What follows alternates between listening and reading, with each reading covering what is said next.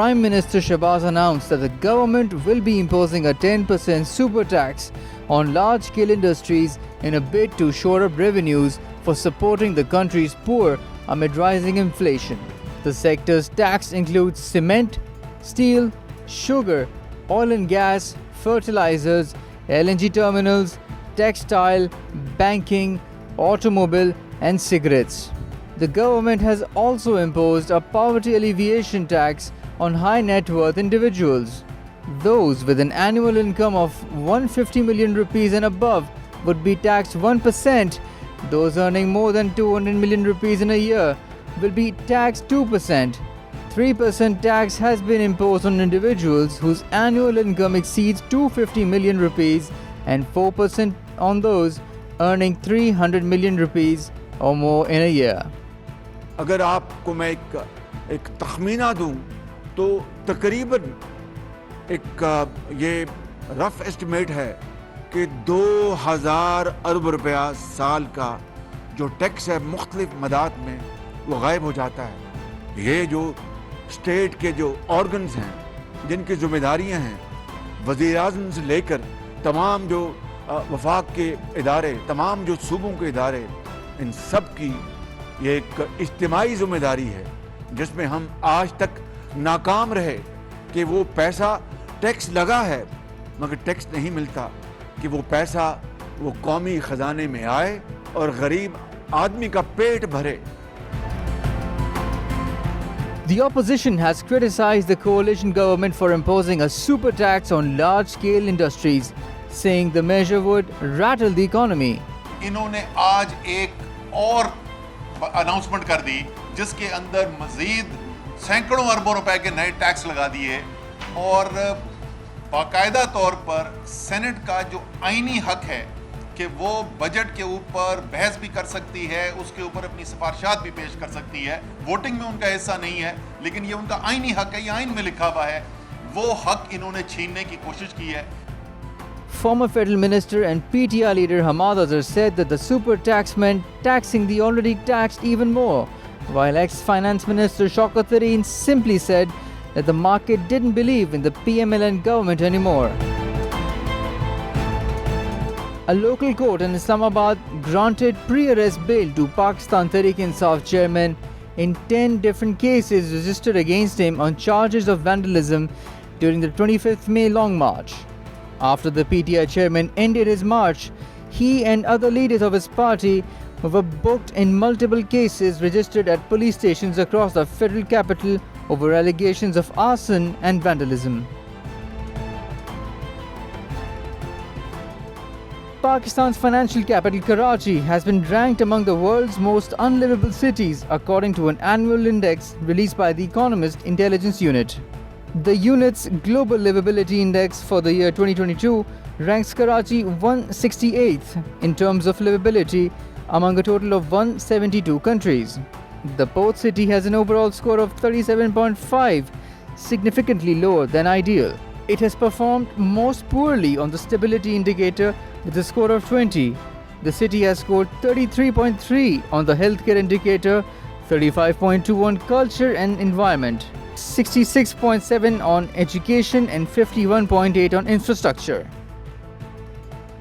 On a day-long visit to Balochistan, Prime Minister Shahbaz Sharif said the federal government has set aside rupees 100 billion for public sector development program in Balochistan, adding that the issue of water supply in Gwadar will be resolved on a priority basis.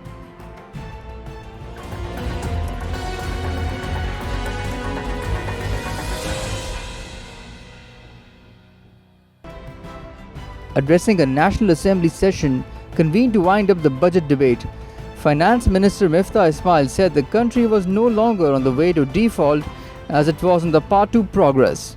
The minister also accused the Pakistan Tehreek-e-Insaf government of bringing the country to the verge of default. जब हम बात करते हैं खुद मुख्तारी की, जब हम बात करते हैं इंडिपेंडेंस की, जब हम बात करते हैं आज़ादी की, तो ये कैसी आज़ादी हो सकती है कि जिसके अंदर आप 20-20 हज़ार अरब रुपया 3 साल या 4 साल में कर्ज चढ़ाएं जो कि इमरान खान साहब ने चढ़ाया, और फिर आप आज़ादी की बात करते हैं, फिर ख़ुद मुख्तारी की बात करते हैं। जब आप 20,000 अरब रुपया 4 साल में कर्ज चढ़ाते हैं, 80% कर्ज जो 71 साल में चढ़ाया गया वो आप 4.25 साल में चढ़ाते हैं, तो फिर आप खुद मुख्तारी की तरफ नहीं जा रहे, फिर तो आप गुलामी की तरफ जा रहे हैं। फिर आपको इस किस्म के भाषण नहीं देने चाहिए कि हम खुद मुख्तारी की तरफ जा रहे हैं, क्योंकि आप तो मुल्क को डिफ़ॉल्ट की नहज पर लेकर आए थे। Reiterating that the fuel price hike was a necessity, Miftah criticized Imran Khan's government over fuel and energy subsidies introduced in February.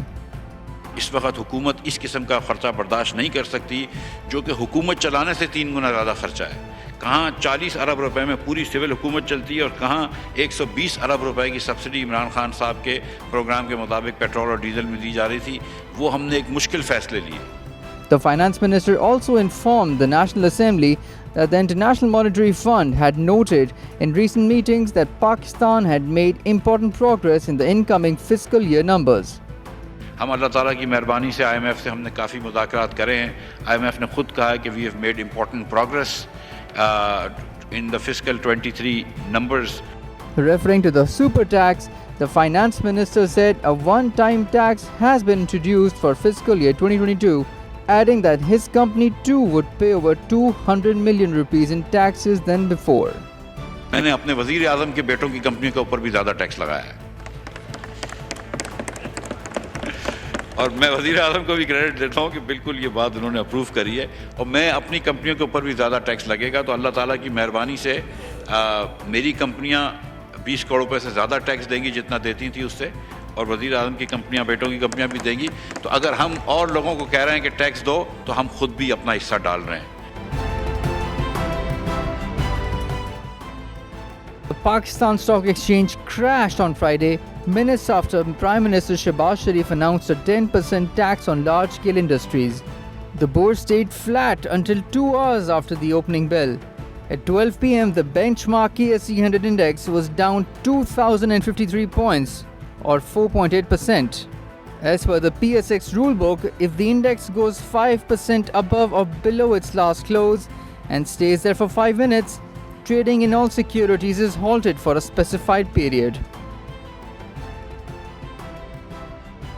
Finance Minister Miftah Ismail says that the Chinese consortium loan worth roughly around $2.3 billion has been credited into the State Bank of Pakistan account today. The development comes after Pakistan reached an understanding with the International Monetary Fund on the budget for next fiscal year.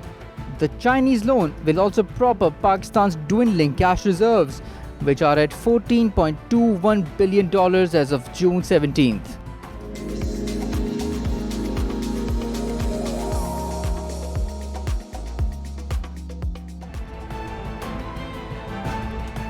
In a crushing blow to the governing party, Boris Johnson's Conservatives lost 2 parliamentary seats, prompting resignation of its chairman and intensifying doubts about the future of Britain's Prime Minister.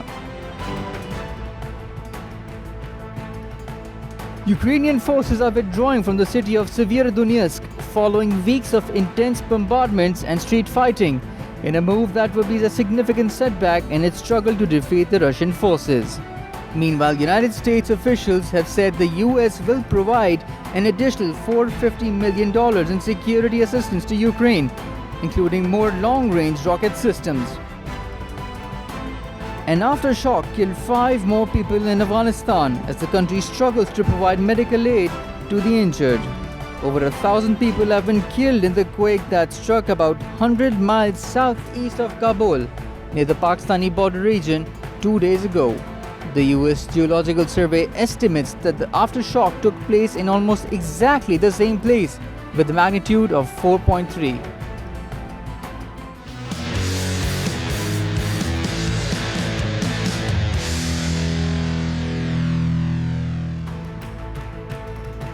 For Novak Djokovic, the season is not going as he may have wanted it to back in January, but the former world number 1 will hope to find redemption at Wimbledon as he looks to defend his crown and close in on Rafael Nadal's 22 Grand Slam titles. The 35-year-old Serb has won the last 3 editions of Wimbledon in 2018, 2019 and last year, with the 2020 tournament cancelled due to the COVID-19 pandemic.